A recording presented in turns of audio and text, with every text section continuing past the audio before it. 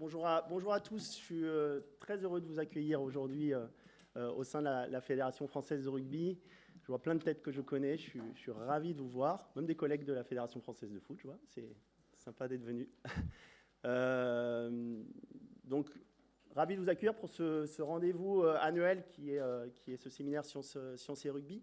Je vais me présenter très rapidement, je m'appelle Julien Pissionne, je suis en charge du département d'accompagnement à la performance, que je vais juste de présenter pour introduire cette session.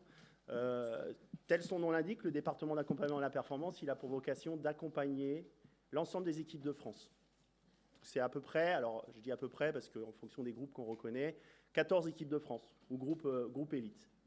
Et l'accompagnement justement de l'ensemble des projets de performance que chaque staff va mettre en place pour répondre à des objectifs à court, moyen ou long terme.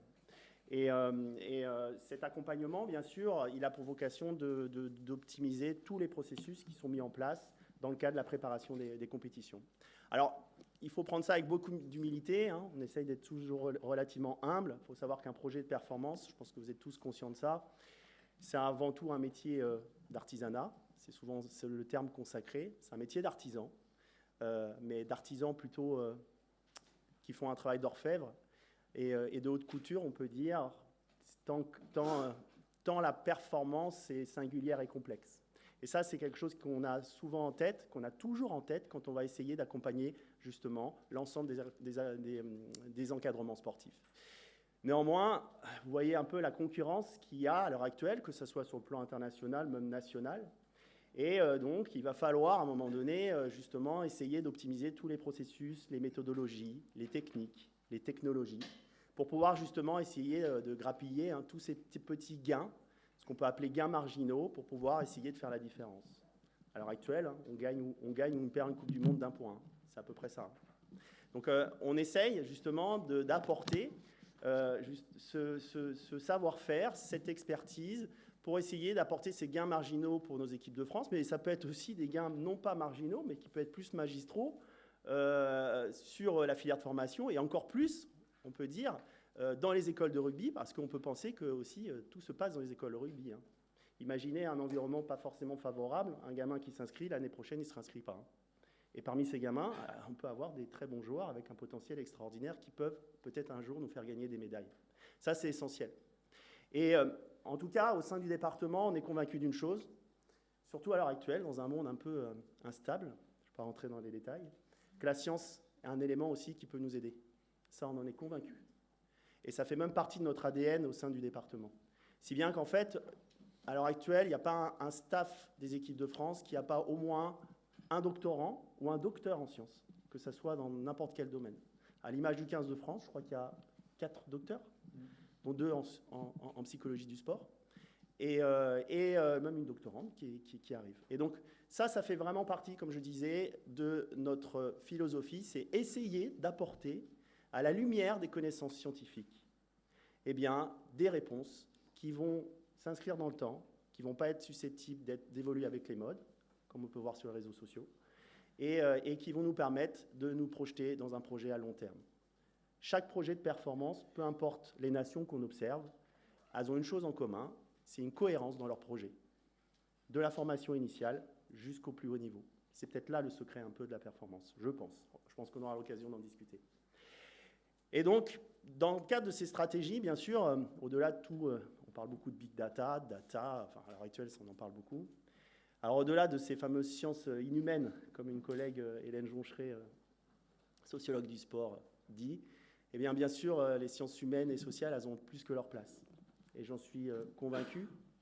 Si bien que ça fait maintenant quelques années qu'on travaille sur ce sujet-là, grâce à tout un tas de collègues, et notamment Michael Campo, qui s'est vu avoir la responsabilité d'un pôle préparation mentale et accompagnement des staffs, et qui fortement aidé de nombreux collègues, je ne vais pas tous citer, alors peut-être j'en citerai un parce qu'il a eu un rôle central qui s'appelle Riyad Jaïd, je ne sais pas s'il est là aujourd'hui, il devait venir, mais je voulais le citer parce qu'il nous a beaucoup aidé là-dessus. Eh bien, on a commencé à construire un projet qui, je pense, a commencé à avoir une réussite.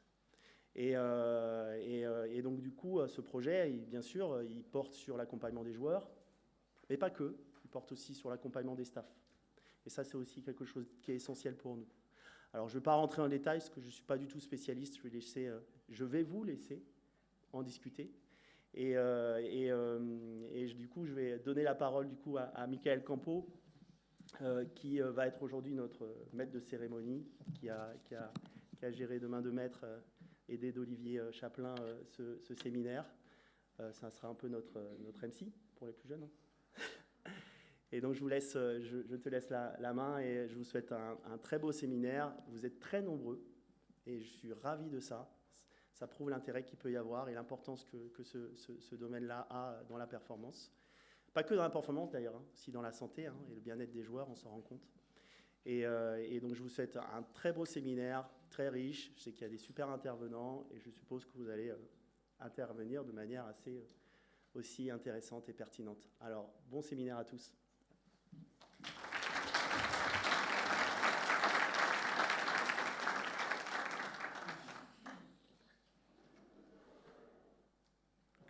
Bien, bonjour à tous et merci Jules pour cette introduction. Alors, l'organisation... Messieurs, cher Michael, je voudrais commencer par prendre la parole et mon cher ami. Hier naissait un illustre personnage qui... Ce mec est dingue, il faut le savoir. Et je vous propose de vous souhaiter, toutes et tous, un très joyeux anniversaire.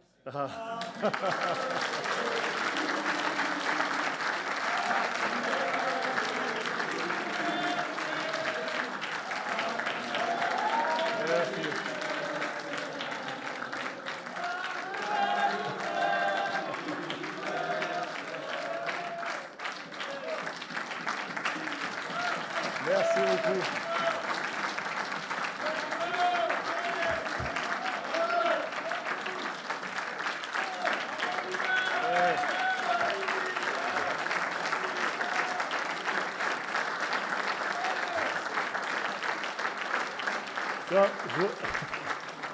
Je vous remercie tous. C'est bon. Le congrès est fini. Je me suis payé une belle ovation. Merci, mon ami, pour la petite histoire. Il y a 18 ans, on était en BE2 tous les deux ensemble ici à Marcoussis. Ça lui soulève des souvenirs. Et on a vu quelque chose qui nous est cher en psychologie sociale. C'est un bon effet de conformisme social. Vous êtes tous levés sans savoir pourquoi vous vous leviez à ce moment-là. On est parfait, on est complètement dedans. Merci en tout cas à tous. Et donc, on va prendre ce programme. Merci Jules, donc, du coup, pour l'introduction. Merci à tous d'être ici. Je reprends les mots de Julien. Ça montre l'intérêt qu'il y a grandissant sur ce domaine-là. Ça montre aussi l'intérêt de prendre aussi une acculturation sur ce qui peut se faire dans les fédérations, que ce soit la nôtre ou que ce soit d'autres fédérations, pour finalement savoir ce qui se fait et être aussi aidé dans une vision qu'on peut partager et une structuration qu'on peut être amené à faire au sein de nos clubs. Alors, dans la lignée de ce qui a été présenté par Julien sur le département d'accompagnement à la performance, sciences et rugby, cette année sur la dimension mentale, se veut poursuivre cette philosophie, c'est-à-dire comment est-ce qu'on mobilise les connaissances scientifiques pour améliorer ou optimiser nos pratiques de terrain. On est toujours animé par ça. Et dans ce domaine, peut-être encore plus que dans d'autres, il est important qu'on base toutes nos connaissances, toutes nos pratiques, sur des connaissances qui sont avérées, sur l'évidence scientifique. Et à défaut d'avoir des évidences scientifiques, à minima sur une méthodologie qui est empreinte d'une méthodologie de recherche, c'est-à-dire quelque chose de robuste, sérieux, et qui évite justement tout ce qui est de l'ordre du charlatanisme. Donc aujourd'hui, on a la grande chance d'avoir au programme des intervenants de renom. On a donc du coup Grégoire qui viendra de l'Université de Montpellier, qui abordera la notion de leadership, sur les avancées du leadership. Alan qui est qui est à l'Université de Bourgogne et qui est aussi à l'ENS Rennes sur tout ce qui est lié entre l'identification à l'équipe et la prise de décision.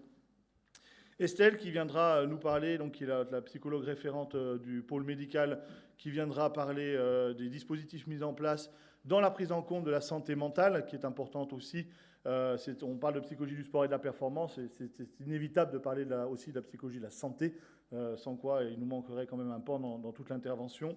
Sandrine qui emboîtera le pas sur les aspects burn-out, une spécialiste international sur ce domaine-là, qui nous parlera de ce qu'est le burn-out et de comment est-ce qu'on peut peut-être le prévenir. Pierre Gérard, cet après-midi, qui débutera l'après-midi sur ses travaux de thèse, notamment sur tout ce qui est formation des éducateurs et formation du joueur à la dimension mentale et pour les plus petits sur l'épanouissement au sein des écoles de rugby. Valentin, de l'Université de Nantes, qui nous parlera de la relation entraîneur-entraîné, spécialiste dans ce domaine. Robin, alors qui est où Robin? Robin, ici, vous verrez, qui est un peu l'extraterrestre d'aujourd'hui, qui fait une thèse, qui commence une thèse, en tout cas, qui me semble très pertinente, et c'est pour ça que j'ai voulu qu'il soit aussi avec nous, en philosophie du sport, donc dans le domaine des sciences sociales, pas en psycho, mais sur la philo. Et je trouvais très intéressant qu'on puisse aussi écouter cette évolution, parce qu'inévitablement, on parle de psychologie du sport, mais inévitablement, on parlera dans les années à venir de la sociologie et des sciences sociales importantes dans la compréhension des mécanismes liés à la performance. Roberta, l'Université de Lausanne et à l'FFR, qui va exposer, ou en tout cas illustrer un peu ce qui peut être fait sur le 15 de France. Antoine, sur le 15 de France féminin et sur le centre de formation de Clermont. Et je terminerai la journée pour présenter ce qu'est le projet Team Sport, qui est aussi l'étiquette de ce congrès aujourd'hui, de cette journée aujourd'hui, où finalement on a eu 4 ans de travail pour les Jeux Olympiques avec différentes fédérations, que ce soit le foot, le hand, le volley, le basket. On a mené beaucoup de travaux, on a eu des livrables, ce qu'on appelle des applications pratiques, et c'est ça dont on va vous exposer les résultats, en tout cas ce qu'il y a de plus visible de ce projet. Voilà pour aujourd'hui. Alors, je vais juste vous présenter, pour ceux qui ne connaissent pas, pour tous ceux qui l'ont déjà entendu, désolé, ça va faire une redite, puis ça fait un moment qu'on communique dessus maintenant, mais c'est important aussi que vous compreniez ce que c'est que ce pôle de psychologie du sport, ce pôle préparation mentale et accompagnement des staffs, parce que là, avec la Coupe du Monde, on a eu une grosse lumière qui a été mise sur cette dimension-là, et une chose a été faite, ou a été inscrite, c'est que on a l'impression que c'est un produit qui vient d'émerger. Et en fait, c'est un produit qui est en construction. Et il faut le comprendre comme ça, parce que certains d'entre vous, vous êtes dans des clubs, vous êtes dans des fédérations, et vous essayez, ou on peut être tenté d'essayer de reprendre ce modèle-là, sans en passer par les étapes nécessaires. Et ce qui est important de comprendre, c'est que, en gros, ce pôle, il a une histoire, une vraie histoire. Ça fait 26 ans, exactement, 25-26 ans, qu'on travaille sur cette dimension-là. Les premières formalisations qui ont été faites sur la dimension mentale, c'est un entraîneur national pour son BE3, à l'époque, ça existait encore, ce BE3, qui a parlé des habiletés mentales, qui a investi ça, qui était Fabrice Brochard notamment, qui travaille avec Pierre Villepreux, et qui a apporté finalement dans le rugby le fait que la dimension mentale, ce n'était pas quelque chose d'inné, ce n'était pas quelque chose qui était lié juste à l'expérientiel non plus, c'était quelque chose qui pouvait se travailler. Il a parlé notamment de l'importance des habiletés mentales. Et puis on est passé par toute une période, une quinzaine, une grosse quinzaine, 20 ans peut-être, de balbutiements. Ces balbutiements qui nous ont amenés à des grosses réussites, des interventions de qualité, avec des intervenants de qualité, mais parfois gommés aussi par tout l'inverse, c'est-à-dire des personnes non formées qu'on a fait intervenir par méconnaissance aussi de ce domaine-là, avec des pratiques qui parfois n'étaient pas du tout basées sur quelque chose de très avéré. Donc c'est comme ça qu'en fait, il y a une espèce de confusion qui se crée, mais c'est une période d'essai-erreur qui nous a permis finalement de créer le modèle de maintenant. C'est un modèle qui est encore en construction. Et c'est important de comprendre qu'à tout projet, il y a une histoire qui est derrière. C'est très difficile de dire, si vous êtes dans un club ou dans une fédération, dire « je veux faire pareil » ou très similaire. En fait, on risque très fortement de taper contre un mur parce que justement, vous n'aurez pas construit la vision qui sera la vôtre. Ici, pour nous, pour ce qui nous concerne en tout cas, ces 25 années nous ont amenés à avoir une volonté de structurer, avoir une volonté d'être basé sur l'évidence scientifique, d'avoir l'éthique au cœur de nos pratiques, d'être sur quelque chose qui est homogénéisé à tous les étages finalement de la fédération, parce qu'on a beau penser la chose au national, si tout ça, ça ruisselle pas sur le fonctionnement au local, on a une déperdition qui est forte et les pratiques sont encore trop hétérogènes et c'est comme ça que le projet global n'est pas fort, n'est pas suffisamment fort. Donc en fait, on a eu un DTN avec aussi Julien, qui les deux ont beaucoup poussé à cette époque-là, sur le fait d'arrêter il parlait de pratiques de chef de bande, de chef de meute. C'est-à-dire que, bien entendu, la dimension mentale, je vous ai dit, la première formalisation, elle a été faite avec ce mémoire de BE3. Vous imaginez bien que dans le rugby, la dimension mentale, elle est peut-être en même temps que le rugby est né. Donc c'est un sport collectif de combat, donc forcément la dimension affective, elle a toujours été présente dans les vestiaires. Mais ce que l'on veut, c'est qu'on veut amener à quelque chose qui soit moins pifométrique, moins subjectif. Bien entendu, la part de subjectivité est importante, mais on peut optimiser nos pratiques justement avec ces connaissances-là. Et c'est toute la vision en fait qu'a apporté Didier Héritière à l'époque avec Julien. Et c'est celle que je viens vous présenter maintenant. Le pôle, en quelques mots sur les missions de ce pôle, vous les voyez ici. Le but pour nous, c'est de structurer. C'est peut-être la principale mission. C'est-à-dire qu'un projet, quelle que soit la dimension d'ailleurs, mais un projet, quel qu'il soit, doit être amené avec une vision structurante sur l'ensemble des équipes, l'ensemble des acteurs qui sont auprès de nos jeunes, qui sont auprès de nos équipes, pour que finalement le message et la méthodologie soient toujours la même. Donc on a ce côté, cette ambition de vouloir structurer, de vouloir développer cette dimension mentale, et ça passe par une chose, Julien l'a dit rapidement, mais c'est quelque chose qui est fondamental pour nous, c'est cette construction long terme, et ça passe inévitablement, en tout cas pour nous, par la formation. C'est-à-dire que la rentrée dans cette dimension-là par l'outil, par l'intervenant externe tout de suite, fait rappel à l'expertise, va être anéanti, si vous voulez, si on n'a pas des chefs de projet, des entraîneurs qui ne sont pas sensibilisés à cette dimension-là. Et vous tous ici qui travaillez, en tout cas pour ceux qui travaillent en préparation mentale, vous connaissez tellement bien la difficulté d'être intégré dans un staff quand un entraîneur, quand vous avez été propulsé dans ce staff-là et que l'entraîneur ne connaît pas trop cette dimension avec plein de fantasmes parfois au travers de ce qui pourrait être fait. Et c'est important qu'avec un chef de projet qui soit formé, ça facilite tout finalement. Ça facilite tout. Et on prend cette métaphore, qui reste qu'une métaphore, de l'entraîneur premier préparateur mental des joueurs et de l'équipe. Vous m'avez souvent entendu en parler. Alors ça reste une métaphore. Le problème, c'est que maintenant, il faut faire comprendre aux entraîneurs qui ne sont pas vraiment préparateurs mentaux. Et il va falloir qu'on... Mais c'est très bien, ça veut dire que ça évolue dans les conceptions. Mais c'est important parce que finalement, les études scientifiques montrent l'importance, l'influence capitale sur les états affectifs, psycho-affectifs des joueurs et d'équipes a fortiori, de l'entraîneur, des comportements de l'entraîneur. Donc ça passe par là. Donc cette formation elle est importante. Et quand on parle de formation, on parle aussi de formation du joueur chez les jeunes. En gros, le constat, c'est qu'on ne peut pas récupérer en équipe de France, ce qui était le cas il y a quelques années de ça, on ne peut pas récupérer en équipe de France des joueurs internationaux de très haut niveau qui sont experts dans tous les domaines de la performance et débutants sur les aspects psycho. Ce n'est pas possible. Débutants, ça ne veut pas dire qu'ils n'ont pas développé de compétences, ils n'ont pas été formés à ça dans leur parcours. C'est tout le projet, tout le programme, un des programmes que l'on a notamment sur les académies fédérales, d'amener à former ces jeunes-là pour arriver dans l'équipe de France, sensibiliser aux outils, sensibiliser aux approches et en ayant développé des compétences qui nous semblent utiles, nécessaires dans leur développement. On a bien entendu après tout le côté développement et innovation, je vous en parlerai aussi tout à l'heure, mais qui nous semble fondamental. Jules vous en a parlé, on ne perd pas une Coupe du Monde, hein, puisqu'on a perdu en quart de finale, mais on peut perdre une Coupe du Monde d'un point, puisque ça a été le cas sur la finale de cette Coupe du Monde-là. On peut ne pas être qualifié et ne pas remporter le titre de champion du monde à 7 à un raffut près, parce que c'est un peu ça aussi qui s'est passé. Donc tout ça, c'est des petits gains, qui sont aussi nécessaires, ces gains marginaux dont on parle, qui sont nécessaires. Et la concurrence, elle est rude. Et on ne sait pas trop finalement ce qui se passe dans les autres équipes. On le voit une fois qu'on est sur le terrain, parce qu'il y a une espèce de compétition qui se passe aussi sur ces domaines-là. ça ne communique pas énormément, ou ça communique après les jeux, on saura tout ce que tout le monde a fait, mais avant, on ne sait pas trop forcément, c'est la compétition qui le veut. Donc, on part du principe que ça avance très vite, ça avance très fort, tout le temps, et qu'il faut qu'on avance plus fort encore.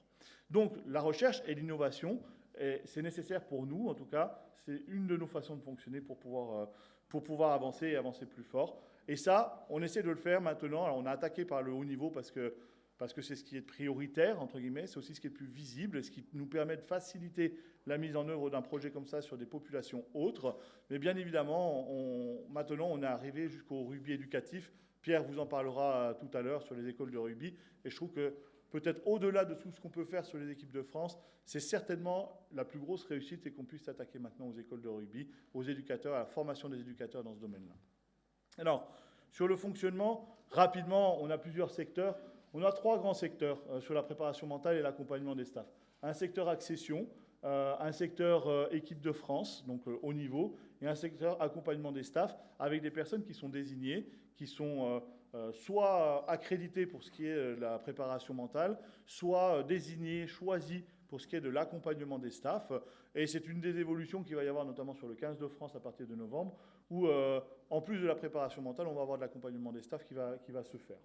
En plus de ces 3 grands secteurs, on a bien entendu, on travaille avec le secteur de formation et l'INEF et le secteur médical, notamment avec la cellule psychologie, qui nous permet justement de pouvoir avoir cette dernière corde, on va dire, à notre arc, qui nous manquait quelques années auparavant. En fait, quand on a un joueur ou une joueuse qui nécessite un accompagnement psychologique, une prise en charge, dont la performance n'est pas compétente pour le faire, ça nous permet justement de pouvoir réorienter et de travailler avec, ce qui est une voie plutôt assez pertinente, surtout quand on voit maintenant le haut niveau, ce que ça peut provoquer en termes de santé mentale. On a une base, c'est l'éthique. On est très, alors ceux que j'ai eus en formation le savent maintenant, l'éthique est pour nous quelque chose qui est non négociable. Non négociable parce que, vous le savez tous, dans ce domaine, ça pullule de comportements qui peuvent être non adaptés, notamment à l'accompagnement des équipes, des athlètes. L'éthique est pour nous importante non seulement dans la pratique, bien évidemment, c'est une base, mais aussi dans la posture que l'on peut avoir vis-à-vis de tout ce qui est... ça va vous parler quand on va parler du team sport, mais je mets le jeu avant le nous. On a tous été bénévoles à un moment donné, on a tous fonctionné dans des clubs, et on sait l'importance du collectif, on sait l'importance du projet, et on essaie d'avoir des intervenants qui d'abord viennent pour le projet, qui d'abord viennent parce qu'ils sont intéressés par l'aventure, parce que ça peut proposer en termes d'expérience. Bien évidemment, il y a des bénéfices individuels, mais il ne faut pas que ça soit la motivation principale, auquel cas on ne se retrouve pas sur un socle de valeurs qui est celui de nos entraîneurs, qui est celui des joueurs également. Alors on a créé une accréditation pour ça, pour avoir un réseau d'intervenants sur lequel, quand on a besoin, on peut compter, notamment sur les académies, avec différents niveaux, avec différentes compétences. C'est une accréditation qui va aussi évoluer avec ce qui se passe dans le milieu de la préparation mentale. On est déjà en lien avec la société savante, qui est la Société française de psychologie du sport, où justement, avec tout ce qui est en train de se faire sur la réglementation du métier, on va se mettre en accord sur nos exigences aussi en termes d'accréditation, pour avoir une accréditation qui soit encore plus exigeante, plus pertinente, et qui nous permette d'être aussi raccord avec ce qui se fait à l'Europe. Pour ce qui est des programmes que l'on peut avoir, je ne vous les cite pas tous, mais c'est pour vous donner l'ampleur du travail que l'on peut avoir sur ce pôle. C'est 16 programmes, même un 17e qui s'est rajouté récemment. On se retrouve avec tout ce qui est lié à la performance individuelle et collective, avec le monitoring, donc tout l'accompagnement scientifique, avec les interventions individualisées, avec les interventions auprès des équipes. C'est aussi tout ce qui est accompagnement des staffs, sur le développement personnel des staffs, sur tout ce qui est la formation des staffs, et c'est tout ce qui est recherche-innovation. Et je vous parle de ces programmes-là, sans parler de ce qui se fait aussi sur le côté médical. Donc vous voyez, en fait, le modèle sur lequel on travaille est très ample, très, très important, très ambitieux aussi. Pour être tout à fait honnête, tout ne fonctionne pas super bien tout le temps.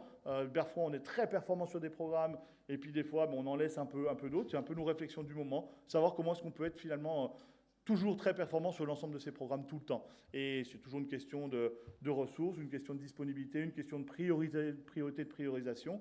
Mais grosso modo, on a tous ces programmes qui tournent et qui tournent toujours en parallèle. Ça nous amène en fait à bosser avec l'ensemble des équipes de France, notamment les équipes de France olympiques, le 5 majeur, donc c'est-à-dire les moins de 20, les 2 équipes de France olympiques et les 2 équipes de France, les deux 15 de France, masculin et féminin. Toutes ces équipes sont accompagnées. Toutes ces équipes sont accompagnées avec des modèles différents. C'est ça qui est aussi important, j'imagine, à partager. C'est-à-dire qu'on n'a pas un modèle d'intervention. C'est-à-dire qu'on ne calque pas une méthodologie à chaque équipe de France. Chaque chef de projet, chaque entraîneur a son propre modèle, a ses propres volontés, son propre projet de performance, et on s'adapte à ça. Si je prends le 15 de France masculin, on intervient beaucoup avec le groupe. Si je prends le 7 féminin, on n'intervient qu'avec l'entraîneur qui, lui, derrière, va redistribuer avec les joueurs. Si on est avec le 7 masculin, on va faire les deux, etc. Si on prend le moins de 20, c'est du monitoring. En fait, on s'adapte constamment, on doit s'adapter, c'est peut-être ça notre modèle, c'est qu'on s'adapte constamment à la demande. Et s'il y a un changement d'entraîneur, on refait le modèle et on rechange l'intervention, on s'adapte. Ce qui demande du temps, ce qui demande de la réflexion, mais ce qui, je pense, est le plus pertinent pour qu'on puisse finalement toujours coller aux exigences des projets de performance. Alors pour ce qui est de notre vision, elle est assez simple, elle est assez claire plutôt qu'assez simple.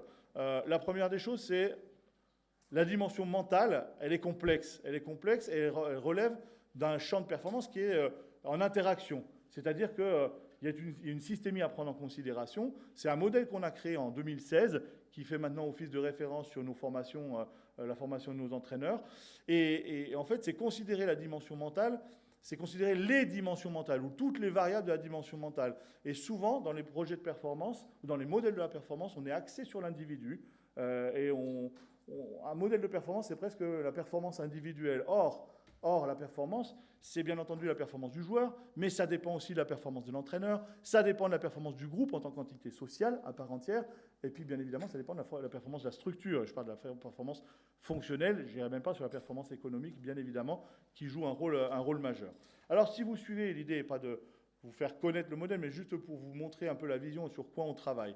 En gros, petit à petit, on retrouve ces quatre acteurs de la performance. Entraîneur, joueur, structure, équipe.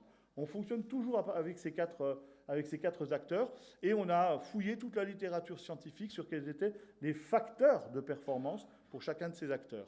Et quand on a fouillé cette littérature, on s'est retrouvé, en fait, alors ça va être très complexe, ne vous inquiétez pas, on s'est retrouvé avec ce modèle-là. C'est-à-dire que vous avez tous les facteurs identifiés pour chacun des acteurs. Et quand on regarde, vous regardez ici ce qui s'allumera en bleu, là, c'est tout ce qui est lié plus ou moins directement à la dimension mentale. Donc on ne peut pas dire ici que la dimension mentale n'est pas quelque chose de complexe, d'éminemment complexe, que la performance n'est pas éminemment complexe. Et quand on se retrouve avec des personnes qui peuvent se dire « je peux tout faire », je mets au défi de pouvoir d'être performant, expert dans l'ensemble de ces domaines-là. Donc, nous, ça nous guide. C'est-à-dire que quand on a une problématique, on a ce modèle-là en tête et on regarde ce qui s'allume. Et derrière, on essaie de trouver l'intervention qui est la plus idoine pour pouvoir répondre à ces besoins. Le deuxième point, c'est la formation. Donc, on est, je ne répète pas trop, mais on est très attentif à la formation. Des joueurs, vous regardez la PEM là en bas à droite, donc c'est tout ce qui est académie. On a 2 formations, une en interne, une délocalisée sur un DU, qui est importante pour nos entraîneurs. Il faut savoir que les entraîneurs, à l'heure actuelle, dans tous les staffs des équipes de France, il n'y a pas un staff qui n'a pas au moins un membre de son staff qui n'est pas passé par une de ces formations-là. Et puis maintenant, les écoles de rugby avec les éducateurs. Troisième point, et avant-dernier sur notre vision, c'est qu'on arbore toujours cette approche scientifique et technologique. Sur cette approche-là, on a les projets de recherche, on a les chiffres, on a tout ce qui est accréditation, on a la volonté d'avoir des gens qui sont très formés, c'est-à-dire des gens qui ont soit très formés dans ces aspects mentaux avec des DU qui sont de très haut niveau, des masters. on parlait du 15 de France, l'évolution du 15 de France, c'est 5 personnes qui ont un doctorat juste sur cette dimension-là, ou sur le point d'en avoir un en tout cas, puisque Pierre est en train de finir. C'est se coller sur un plan de succession sur les élites jeunes, c'est-à-dire que tous les préparateurs mentaux sur lesquels on va compter par l'avenir, on les teste sur les élites jeunes, le regroupement des élites jeunes qui se passe à Fréjus, on les regarde en forme, en situation, on regarde ce que ça peut donner, si en situation on voit qu'il y a quelque chose, ou si on voit que ça explose en vol. Bref, on a un vrai plan de succession par rapport à ça. C'est bien entendu tout le réseau de recherche qui est en train de se créer. Ici, vous avez toutes des personnes avec qui on travaille dans les différents, où on va travailler en tout cas sur les différentes dimensions. C'est-à-dire que dans toutes les dimensions, on a repéré quelques experts qui nous semblent importants, intéressants, pertinents, avec lesquels on peut travailler. C'est bien entendu la SFPS avec laquelle on est. Et c'est aussi tout un réseau concret au travers de la C3D et France Université qui est ici. C'est-à-dire qu'on met ce lien avec les universités très fort pour qu'on puisse aussi être aidé sur l'amélioration de nos connaissances. Et bien entendu, c'est tout ce qui est lié à la technologie, développement technologique, dont je vous parlerai ce soir avec le Team Sport. Dernier point, c'est la structuration. Je vous ai dit, c'est notre dernier point de vision. Il n'est inconcevable de pouvoir penser quelque chose pour une équipe de France sans que ça soit pensé sur l'ensemble de la structure.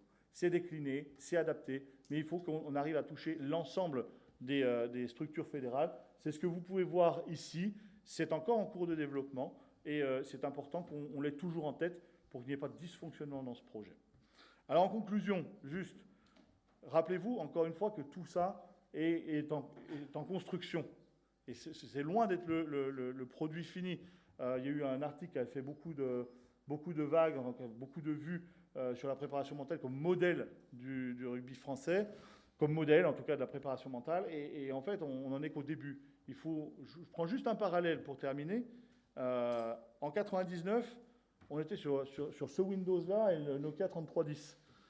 À l'heure actuelle, on est sur des ordinateurs spatiaux, comme on dit, c'est-à-dire avec l'Apple Vision Pro. On est avec nos smartphones, on est avec ChatGPT, l'intelligence artificielle. Et vous voyez une évolution sociétale ici, technologique.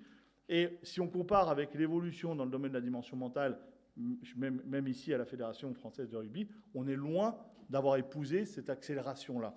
Donc c'est-à-dire qu'on a encore du retard et on compte bien entendu, le rattraper à chaque fois. On compte bien accélérer la cadence.